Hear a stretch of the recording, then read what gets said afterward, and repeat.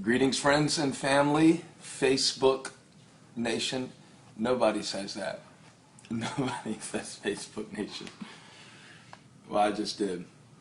Hey, welcome to week 3 of the Unqualified Online Bible Study. Let me give you a little heads up that today we're going to reserve a little bit more time for question and answer.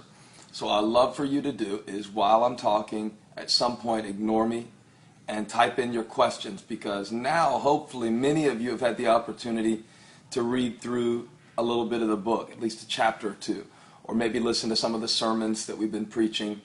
And we sure would love to hear specifically not only something that God is showing you, but what questions do you have? Is there something that I covered that you didn't feel like I addressed specifically enough? Is there something that is going on in your particular situation that may help everybody else?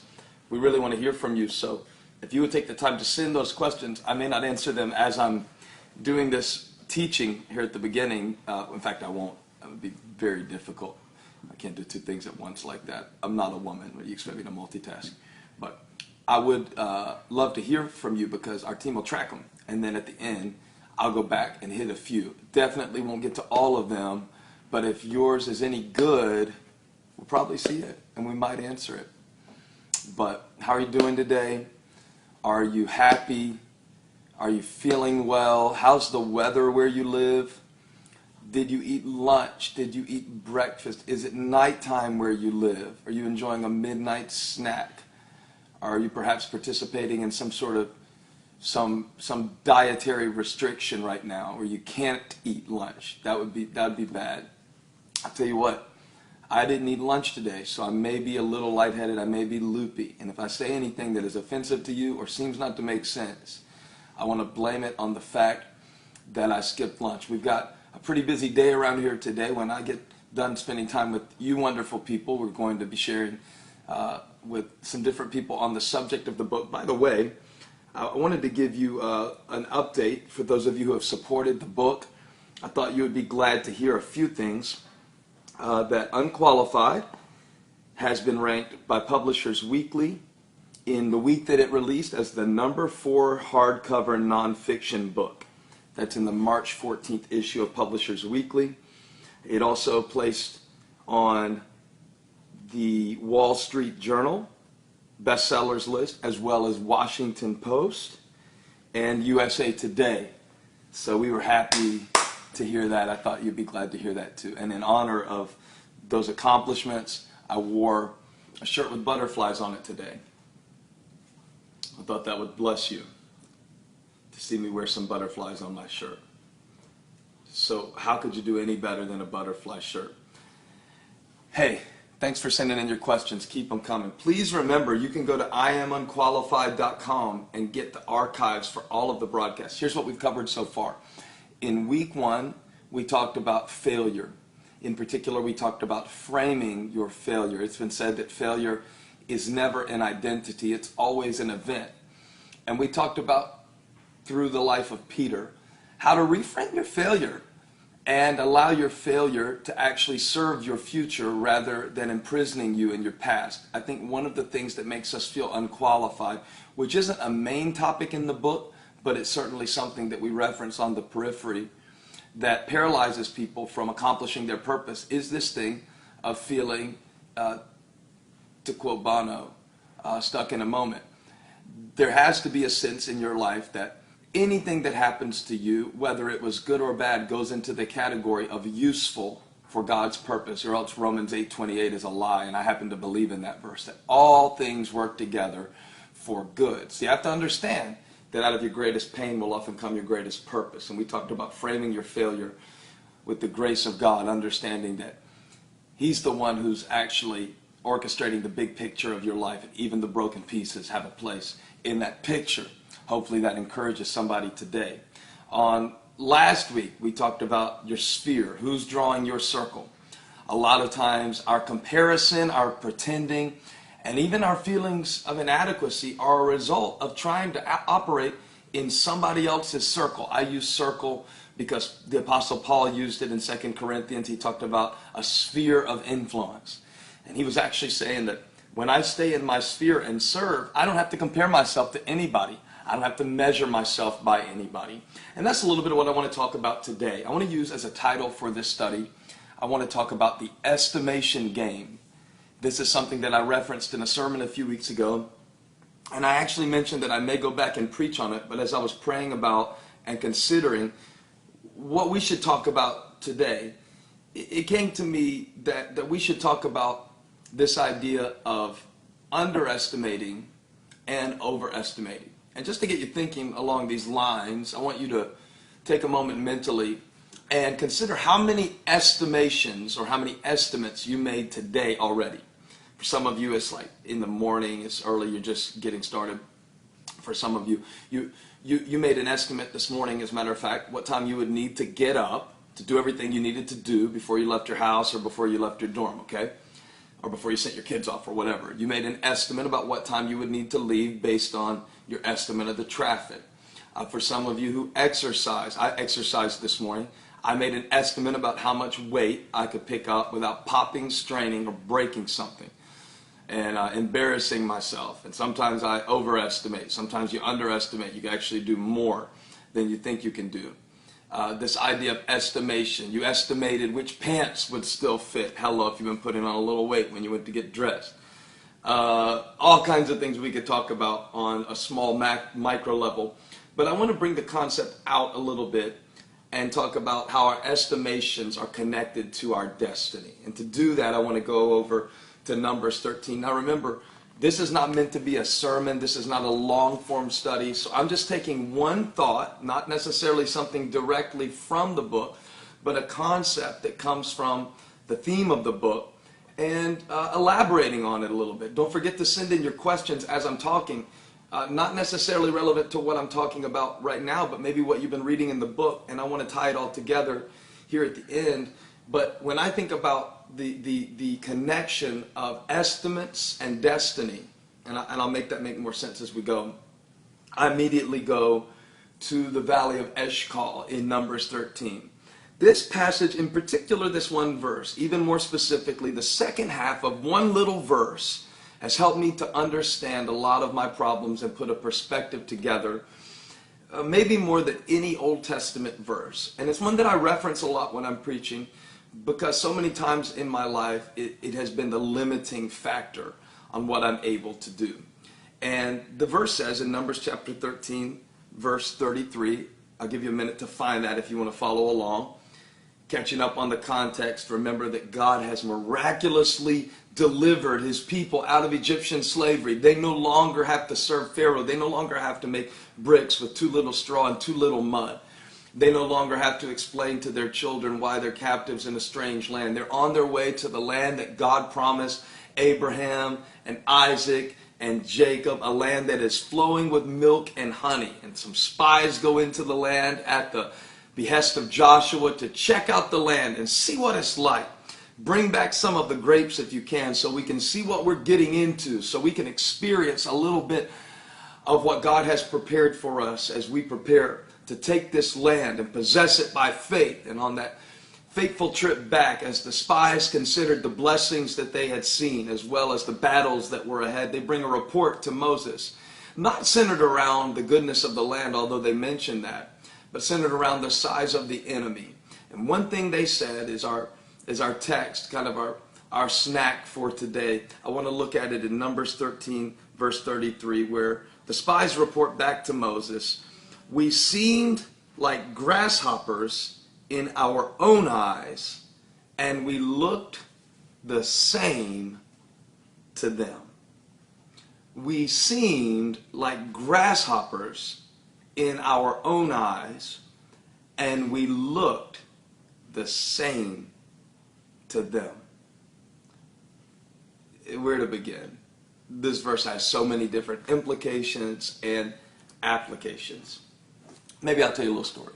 Those of you that are reading the book will know that the title of the book, Unqualified, came from a criticism from a well-known, well-respected, revered theologian that actually turned into a compliment and reaffirmed for me my sense of calling. It was on YouTube that the man said that he thought I was unqualified. They asked him his opinion of me, and that was his one-word response. That wasn't the first time that my abilities have ever been called into question. I remember in seminary when we were instructed to give a Bible lesson one time in creative Bible teaching class. I won't name the professor because the professor was actually a good teacher. But each of the students got to evaluate our Bible lessons. I remember one guy stood up after I taught my Bible lesson one day, and he began his remarks evaluating my sermon with this phrase. He said, "In my estimation, Stephen is not a very apt Bible teacher. He's a fine communicator, but when it comes to content, I don't think he has very much to offer."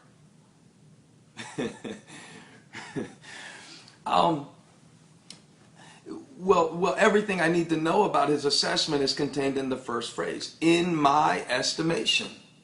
In my estimation. That's how he started his critique. And frankly, he has every right to estimate my ability, but that doesn't limit my destiny. Now, once you realize that nobody else's estimation of your ability creates a limitation on your destiny, you'll stop making excuses for why you can't fulfill the calling that God has placed on your life. It's the estimation game. We begin our lives being told by somebody what we can and can't do. We go through school and we get all kinds of assessments and analysis from people based on their limited perspective about what we're capable of. And if we're not careful, we will allow somebody's limited perspective to become our permanent assessment of ourselves. Let me ask you a question. God has enabled me to now preach to a lot of people and hopefully help a lot of people. What if that guy's estimation would have become my limitation? What if hearing that guy that day in Bible class say, "In my estimation, Stephen is not a very capable, apt Bible teacher," what if that would have been the last time I would have taught the Bible? And you're laughing at that probably because I was just one guy in a class and we all have to learn how to roll with the punches. But, you know, I bet if you really look at your life, you'd be surprised how little the things were that actually limited you. You'd be surprised if you ever saw the seed of what's taken root in your life that's caused you to think a certain way about yourself and has caused you to think a certain way about how God sees you. Now, I see it here in the response of the spies, how God intended to fight for them, how God intended to take them not only on a journey, but to give them a great victory, yet it was their assessment of themselves that limited them. Now, how can I say that? Because in the verse, they say that the problem was the Nephilim, that's the giants that lived in the land. And their response is, we seemed like grasshoppers in our own eyes, and we looked the same to them. But I want to present to you, and this is a key for me to understanding in my life, why I lack confidence in certain areas where God has called me to rise up, and why I tend to talk myself out of things that God has called me to do. I want to present to you, this is my offering for the day, that part B of that verse would have never been their perspective without part A. Maybe I could say it a little clearer. In other words, part B, where they said we looked like grasshoppers to them, was really the result of part A, where they said we looked like grasshoppers to us. Here's the principle. You project onto others the limitations that you believe about yourself. Then you look for somebody else to blame for an opportunity that wasn't there, for an obstacle that you couldn't overcome. But really it begins and ends with what you seem like in your own eyes. Because let me tell you, it's not what you look like in God's eyes that is limiting you. In God's eyes, you're accepted. When God sees you, he sees the righteousness of Christ. If you've placed your faith in him, when he looks upon you, he looks upon you with favor. His face is toward you. He's pleased with you. He's absolutely and totally focused on using everything in your life for your future. It's not the way God looks at you. And I'll be honest with you, it's not the way that other people look at you either. Because if they would have had the faith to go forward in this moment, they would have found out that their enemies were actually terrified of them. But instead of seeing themselves through the lens of what God had promised them, they saw themselves through the lens of their limitations, and it stopped them.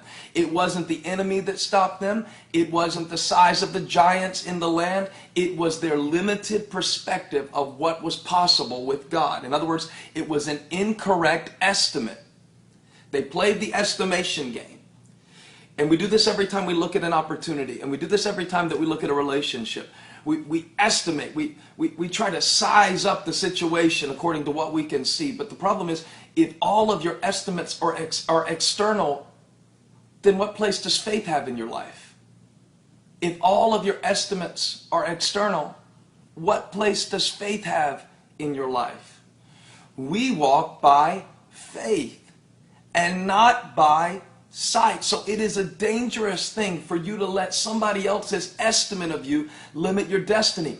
It's an even more dangerous thing we find out in Numbers 13:33 for you to let your own estimation of yourself limit your destiny, because you're capable of things that you haven't even discovered the capacity for, and you won't discover the capacity for them until you take that step in your calling, and you'll never take the step if you estimate yourself according to what you can see or what you've been up to this point.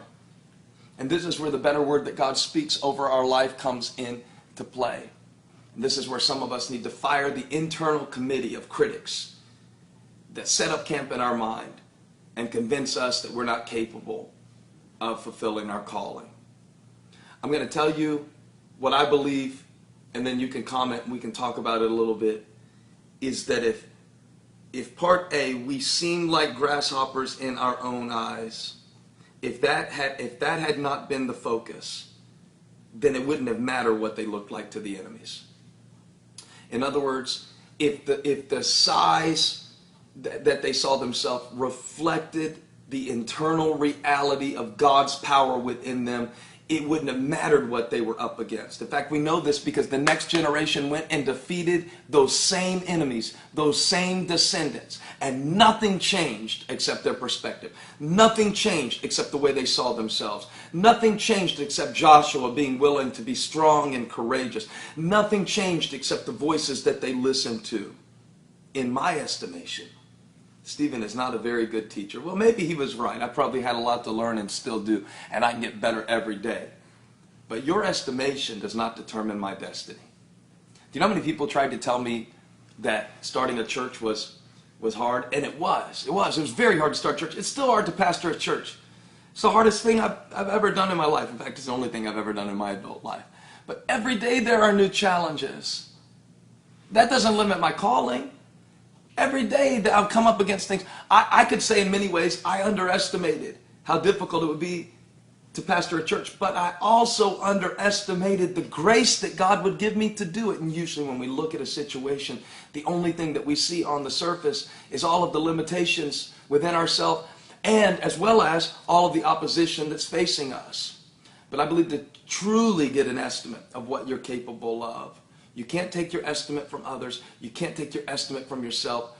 You can't make good decisions on limited information. I'm going to give you that again.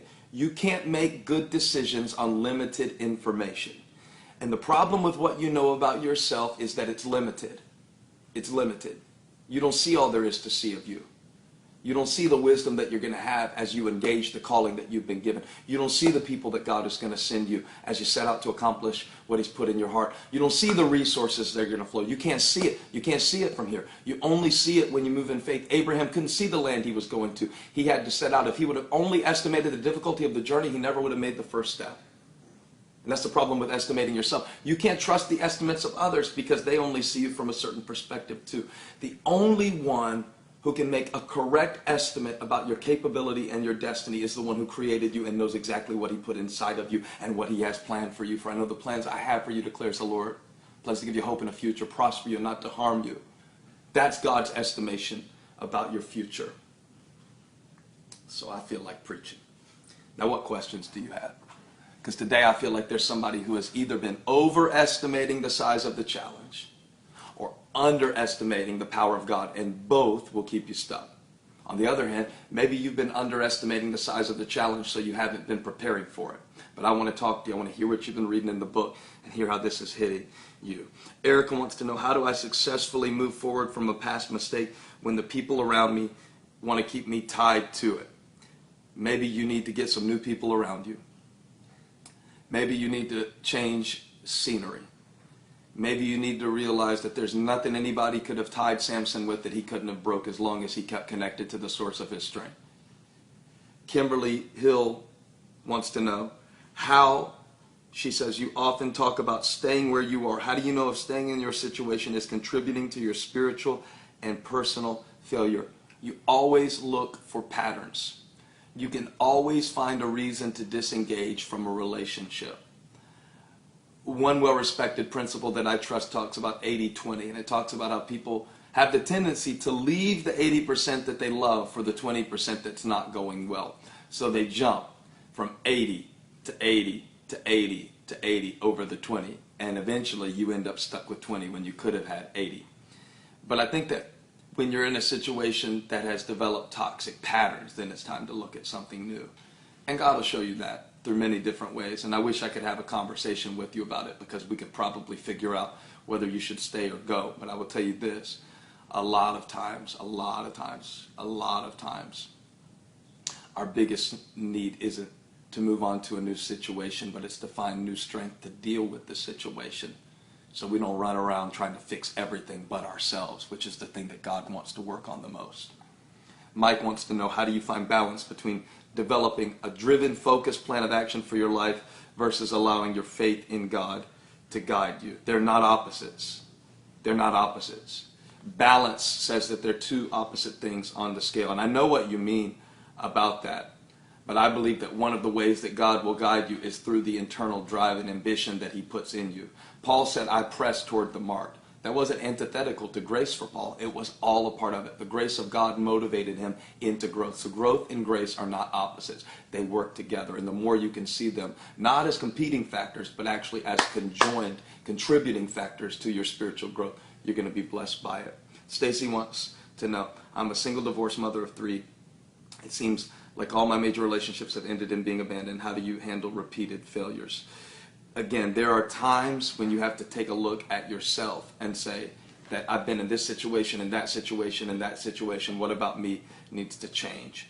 But what I would say in the process of evaluating all that is to not believe the lie that anything in you is broken beyond God's ability to bless it, and continue to affirm that you're worthy because Christ died for you. The more you find your worth in that, there is a sense in which when you've been through enough repeated failure, you begin to believe that nobody could really want you, so you offer alternate versions. This is a lot of what I talk about in the book, as a matter of fact. And if any of you have questions related specifically to the book, I'd love to get into those as well, because in the book, I actually talk about accepting your weakness, but not letting that come to the point where you stop working on your weakness.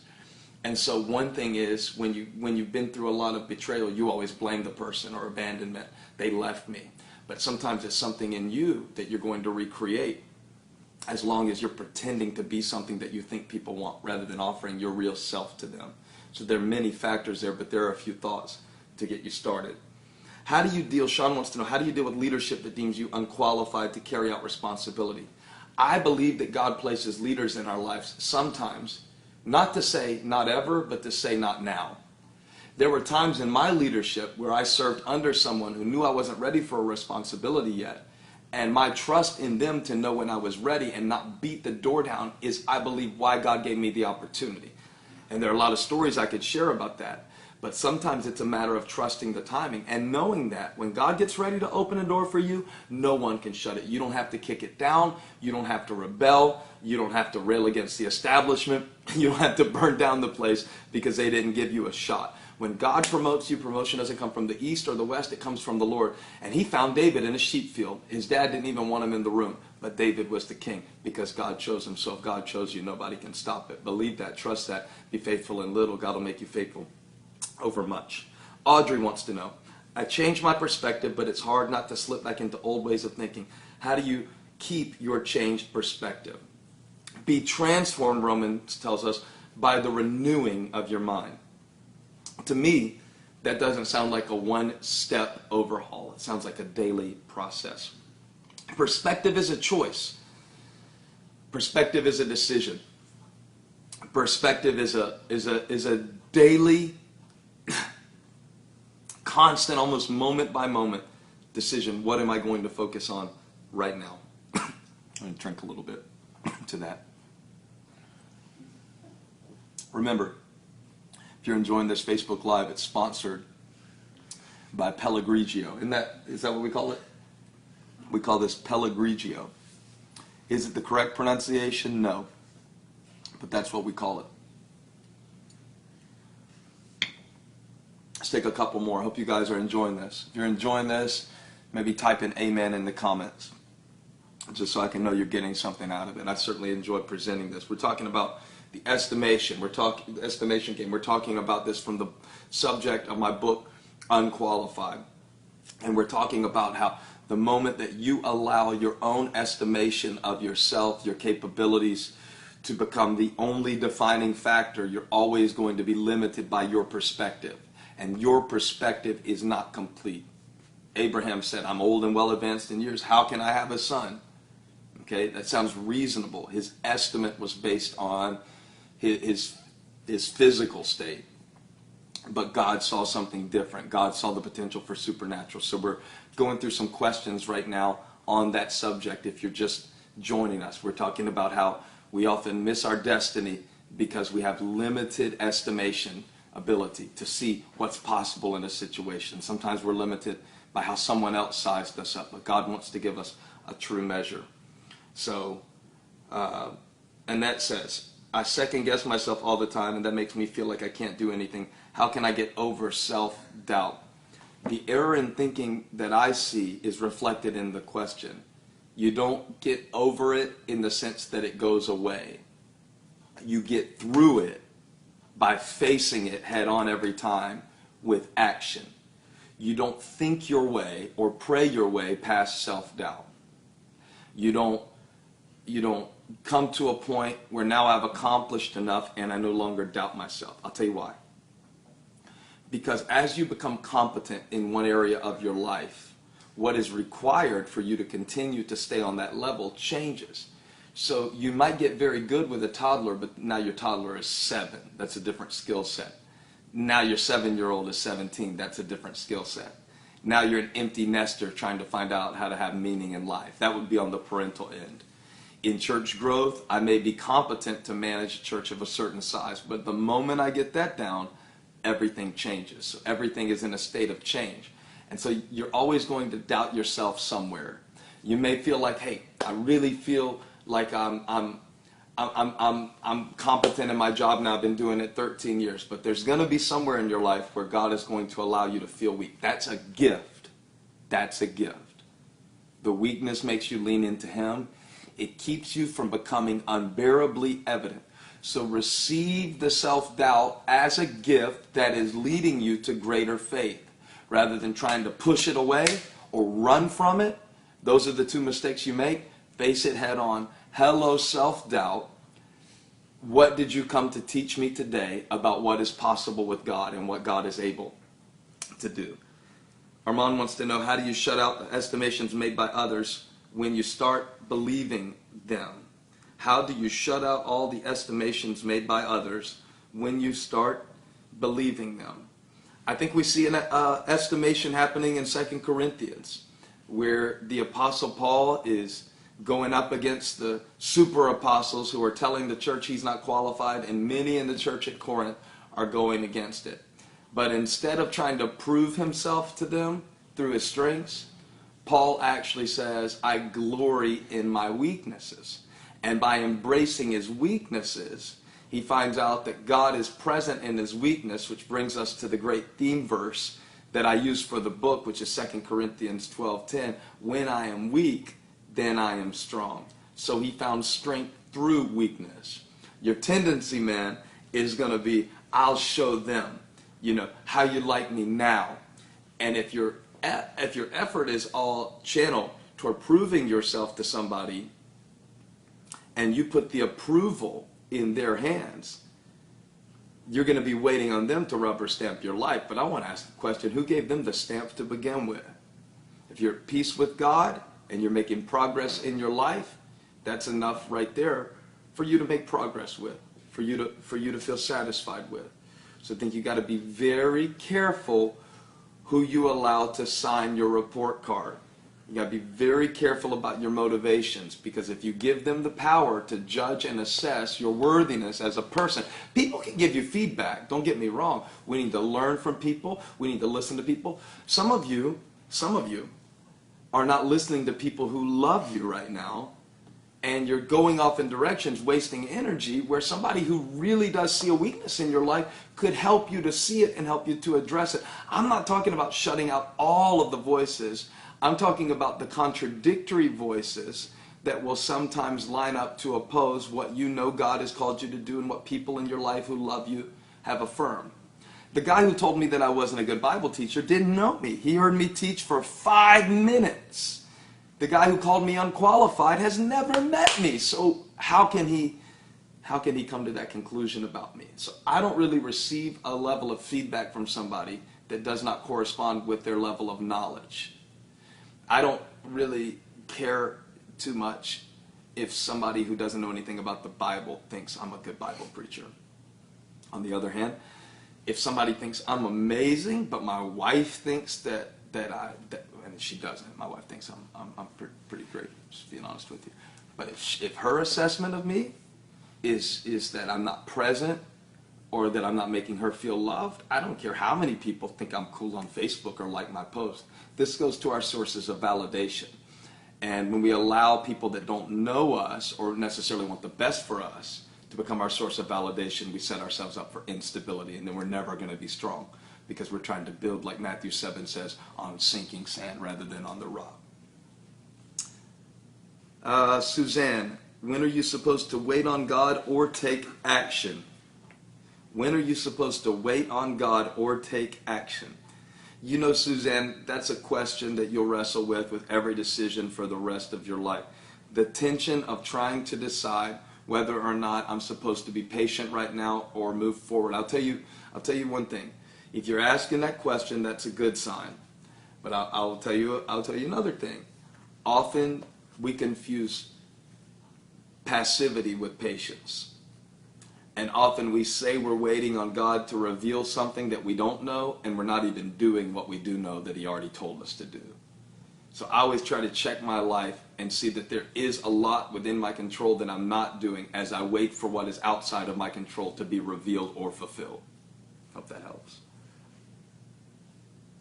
Do we have any more? Let's see. Yeah, going down a little bit on the comments here. I'll answer one or two more, and then we're going to worship for a moment with Chris Brown. Now, many of you would know Chris Brown from Nimbus, from a side project also called Starbore, but he's currently one of the leaders in our Elevation Worship ministry, and so he's going to sing a song for us. What are your thoughts, Brittany wants to know, on going into a situation that you know you will fail in? Wow. Brittany, I don't want you to go into a situation and your first thought be a failure. I want you to go into a situation knowing, even if it seems that I fail, even if it seems that I don't hit the mark, what I am going to gain in the process of my failure is going to serve God's purpose in my future. And I wouldn't say that to you, Brittany, if Jesus didn't look Peter in the eye and say, I prayed for you that your faith wouldn't fail, knowing full well that Peter was going into a situation where he was going to deny that he even knew Jesus before the rooster crowed 3 times. 3 times he denied him. But Jesus said your faith didn't fail. So I would redefine what failure looks like. The greatest failure to me is the failure to have the faith to take the step. So I'm okay with failing. What I'm not okay with is not moving forward. I hope this has blessed you today. I hope the book is blessing you. Remember to spread the word. If you would help share about the book, Let us know what the book is meaning to you.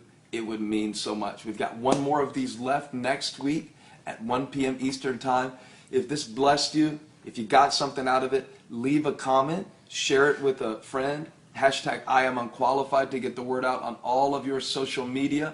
I want to pray for you right now that nobody would be allowed to limit your destiny based on their estimation of what you're capable of, not even yourself, but that you would come to God like Jeremiah heard him say, I formed you from the womb.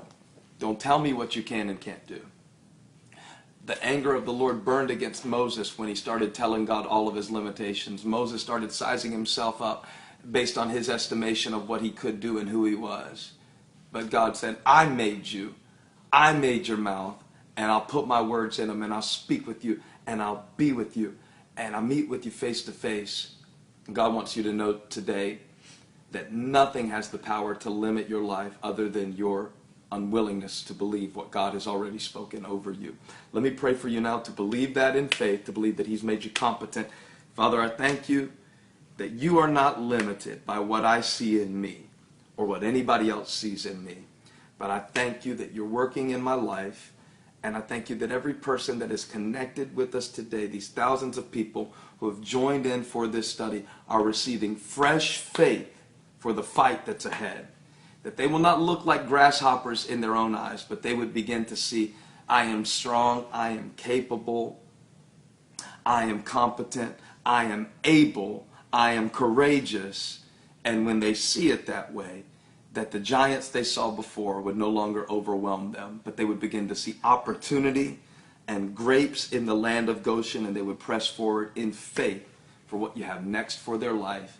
In Jesus' name, amen. Let's worship together and seal this word that God has spoken in our hearts today.